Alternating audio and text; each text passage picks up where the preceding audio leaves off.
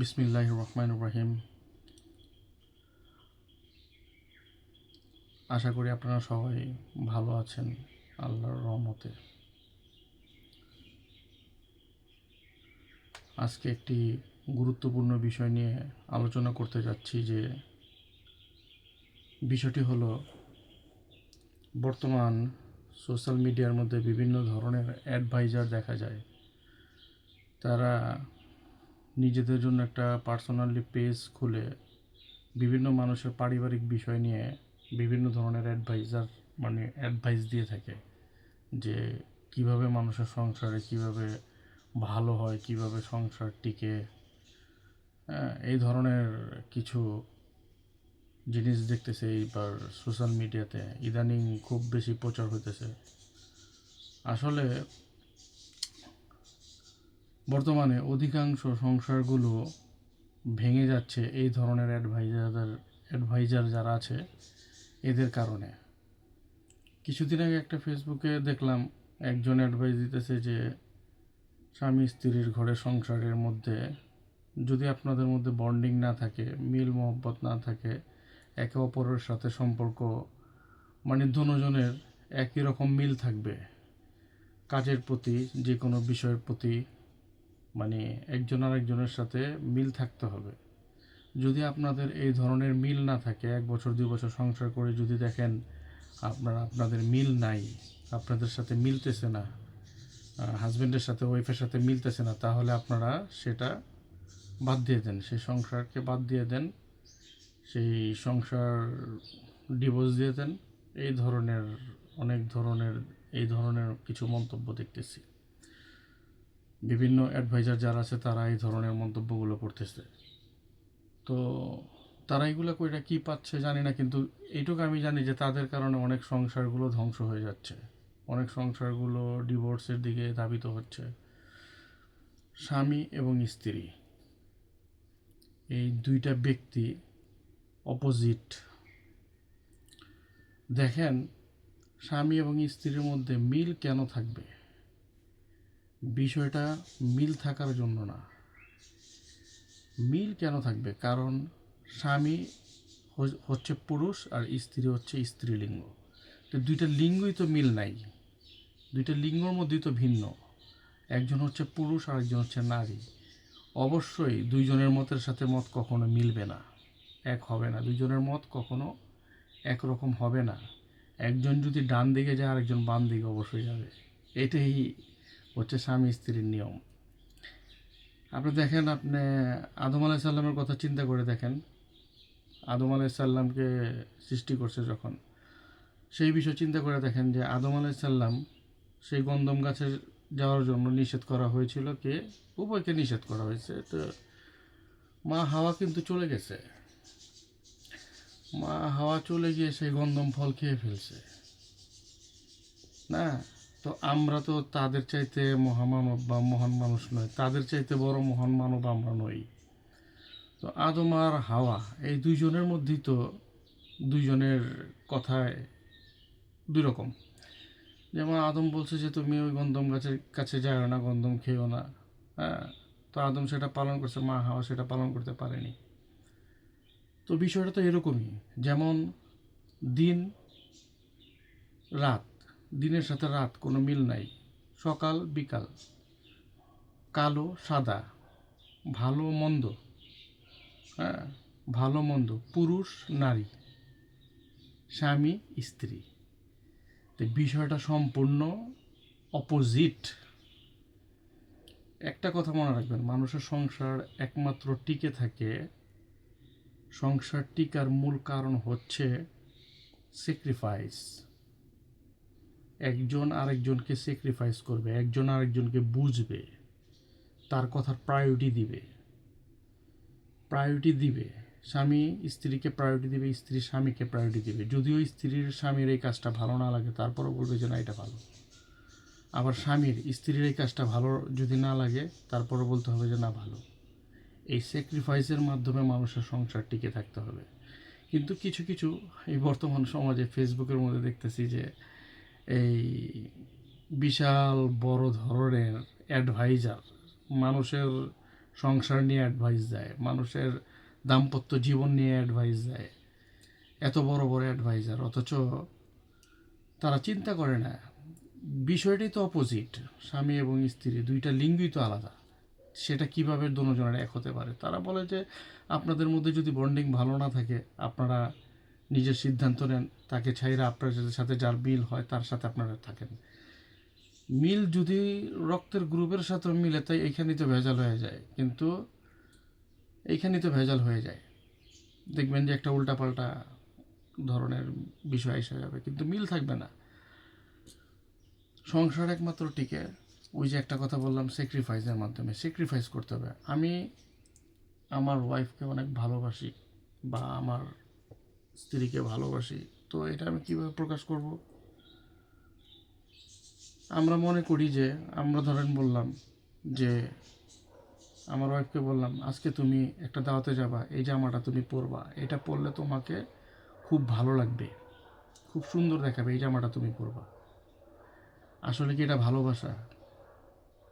না, এটা কিন্তু আসলে প্রকৃতপক্ষে ভালোবাসা না, এটা হচ্ছে স্বার্থপরতা। স্বার্থপরতা কিভাবে? কারণ আমার ভালো লাগতেছে এই পোশাকে আমার স্ত্রীকে দেখতে, এটা আমার ভালো লাগা।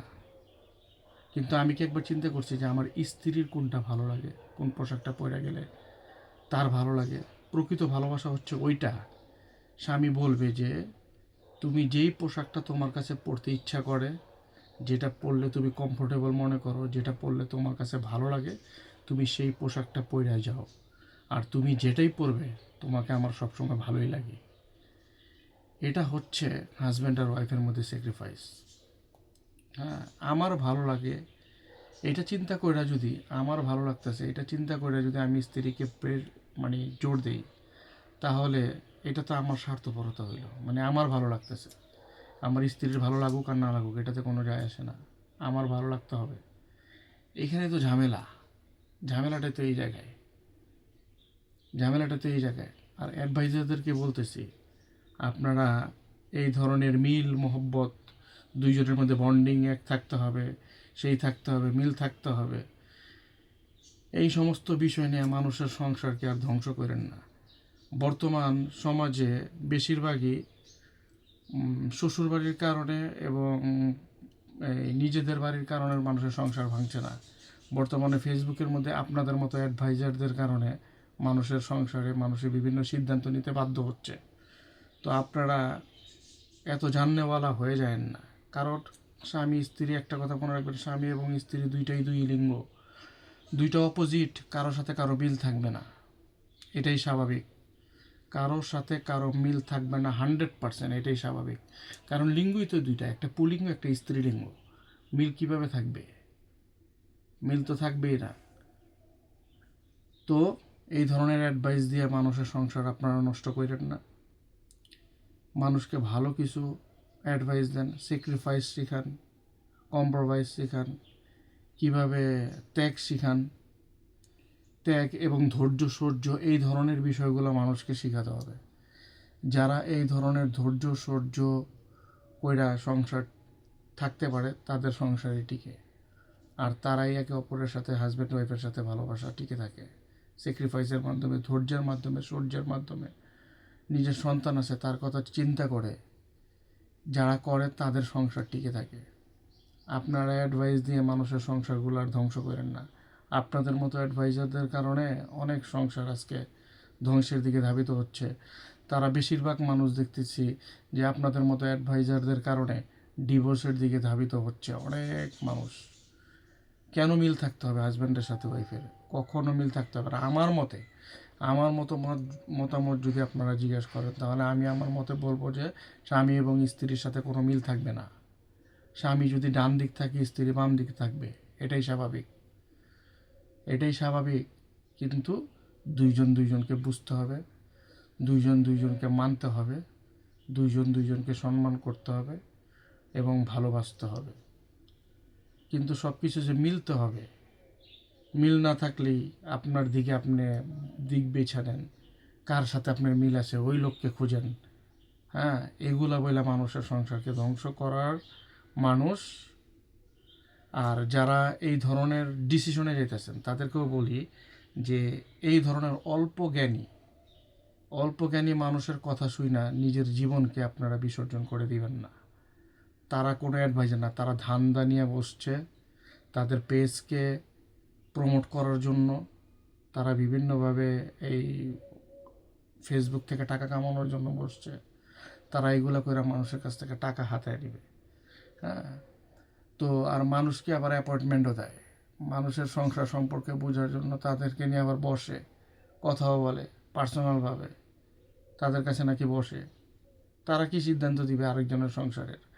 সংসার যে করে সে বুঝে, যে সংসারে যে থাকে সে বুঝে। ওই ব্যক্তি কিভাবে বুঝবে যে তার সিচুয়েশনটা কীরকম, তার পরিবেশটা কীরকম? সে অ্যাডভাইস দিয়ে বিভিন্ন সংসারকে ধ্বংস করতেছে। আর আপনারা, আমি আপনাদেরকে উদ্দেশ্য করে বলতেছি, আপনারা যারা তাদের কথা শুই না সংসারের মধ্যে বিভিন্ন ডিসিশন নিতেছেন, অবশ্যই তাদের কথা শুই না কোনো প্রকারের কোনো ডিসিশনে আপনারা যাবেন না। এতে আপনারা পরবর্তীতে এমন কান্না করবেন যেতে আপনাদের চোখের পানি মুছে দেওয়ার মতো কেউ থাকবে না। তো এই ধরনের ডিসিশন নেওয়ার আগে আপনারা আল্লাহর কাছে চান, দোয়া চান, নামাজ পড়েন। নামাজ পড়ে আল্লাহর কাছে আপনাদের সংসারে যদি কোনো প্রকার প্রবলেম থাকে, কোনো ধরনের সমস্যা থাকে, আপনারা দুরূদ শরীফ পাঠ করেন, বিভিন্ন সূরা কেরাত এগুলো পাঠ করেন। এগুলো করে আপনারা আল্লাহর কাছে নামাজের মাধ্যমে আল্লাহর কাছে আপনারা চান, ধৈর্য চান। আপনার স্বামীর কোনো প্রবলেম থাকলে সেটা সম্পর্কে হাল চান। একজন মহান আল্লাহ আছে, উনি আপনাদের এই সমস্যার সমাধান করে দিতে পারে। তার কাছে কোনো কিছুই না পারার মতো না, সে পারে না এমন কোনো কিছু নাই।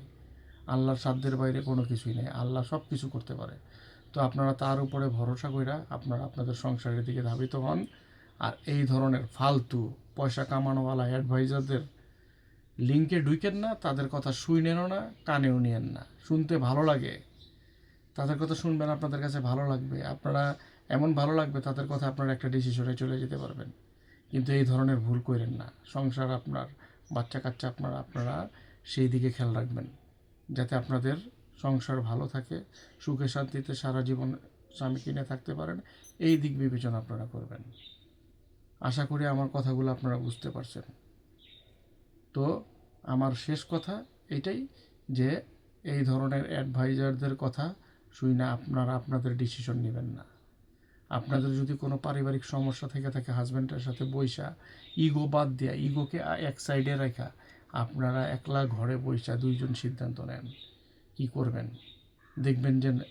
দেখবেন যে আপনারা অ্যান্সার পেয়ে গেছেন। দুইজন যখন এক ঘরে থাকবেন তখন দেখবেন যে আপনাদের ঝামেলা থাকবে না, তখন ঝামেলার সাথে সাথে আপনাদের মিটে যাবে। এই হচ্ছে কথা। হাজব্যান্ড ওয়াইফ এরকমই, যখন এক ঘরে যাবে দেখবেন যে সব দুঃখ কষ্ট সব চলে গেছে গা, কোনো কমপ্লেন নেই, কোনো কিছুই নেই।